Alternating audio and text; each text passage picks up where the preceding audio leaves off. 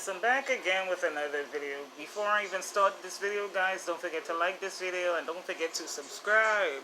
Subscribe to my channel. Okay, guys, we have another episode of Catfish. We have another episode of Pure Foolishness.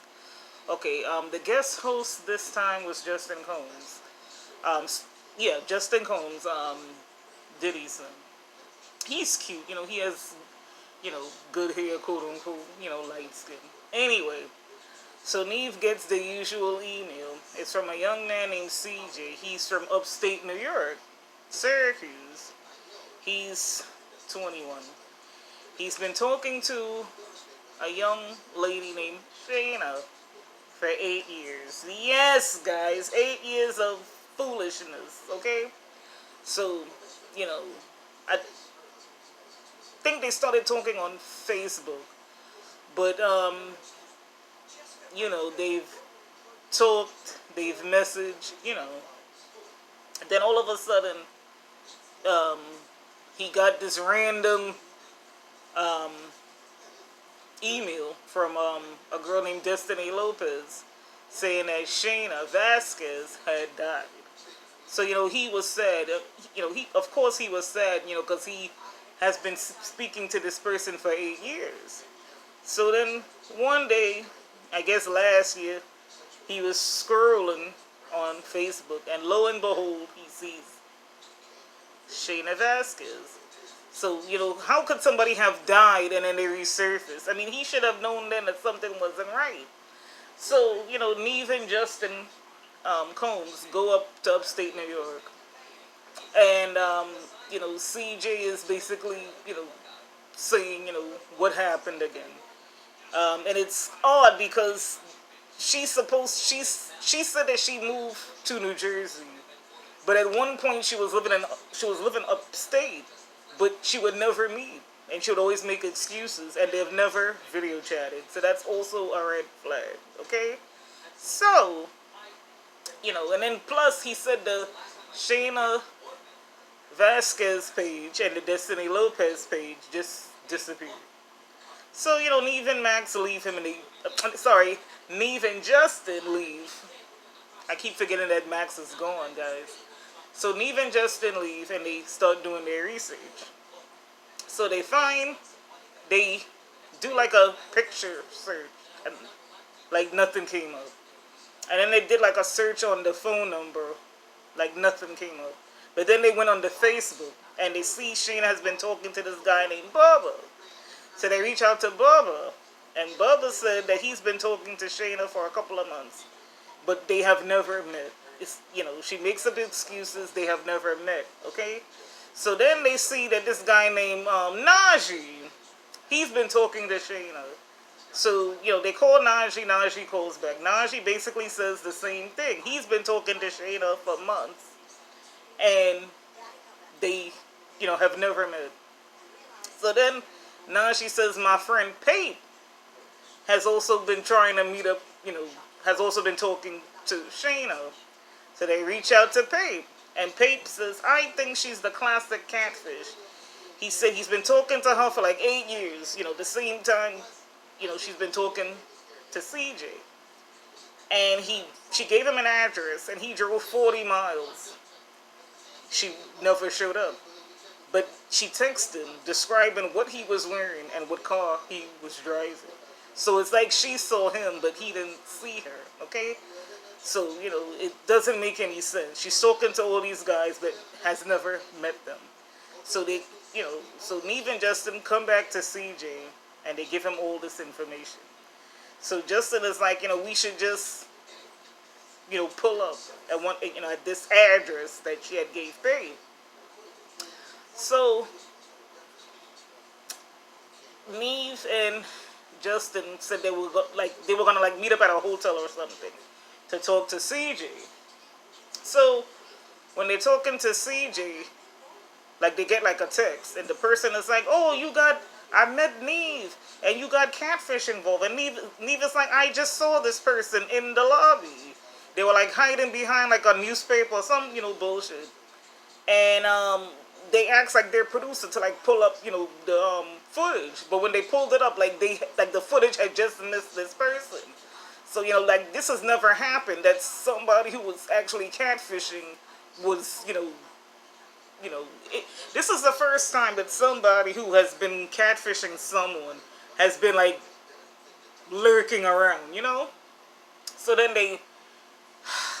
CJ calls the person. The person is like, I'm scared, but we could meet up. So they meet up at this park.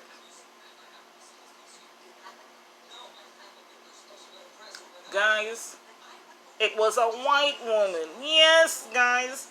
The person looked nothing like the picture as we assumed. Now this was classic catfish.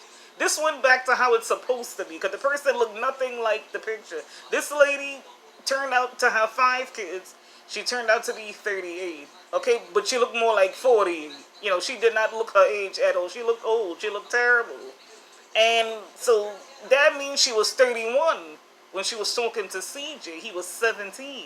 So this lady is a sick ass bitch. How could you be talking to a minor and you're a grown ass woman, 31 with kids? It didn't make any sense. And then, CJ was obviously, devastated. He left with Justin Combs.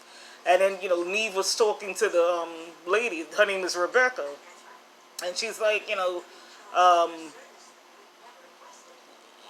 she had to like create all these lies, like a lie on, to cover up other lies. And she doesn't have a daughter that has cancer. All of that was just like, bullcrap. And like the pictures that she sent him, that was like from a girl that was like dating her son. So, it was just like foolishness. So, CJ is hurt. He's devastated. So the next day they meet up with Rebecca at like a cafe. And CJ is like, we can't have a relationship, but we can be friends. Even though this lady catfished him for 8 years, this guy still wants to be friends with the person. If it was me, I would want nothing to do with this person. Okay, first of all, this person was too old to be doing it. They were 31, you were 17. Okay, she could have just said from the get-go, her real age, or she should not have even done that bullshit in the first place. So, they do the 2-month update, and CJ is like, he's spoken to, Rebecca a few times, but he's dating someone his own age. It's a girl that he dated when he was in high school. So, that was pretty much the episode. Okay, I was here for it, guys, because as I said, catfish has gotten corny, guys. So I was happy to see that this person wasn't who they said they are. And this lady is a weirdo, a predator. What would make you get on Facebook and be talking to a young African-American man, 17? She is an older white woman who was 31. I could say if he was like in his 20s and she was 31, but he was a child. Okay, and she's like, oh, her reason for doing it was to catch like her boyfriend at the time cheating. Some bullshit story. But it was a good episode. I was happy to see that this person wasn't who they said they was. And as I said, she looked terrible. She didn't look 38. She looked more like 48. And in my opinion, I think Justin Combs did a good job. He was good. Maybe they should bring him back. Because he's a cutie. And that's pretty much it, guys. That was the episode of Catfish. It was pure foolishness as always. But I knew it wasn't going to be the person from the picture. It just seemed fishy. It was fishy when the page disappeared. When both pages disappeared. And it turns out that Destiny Lopez was Rebecca.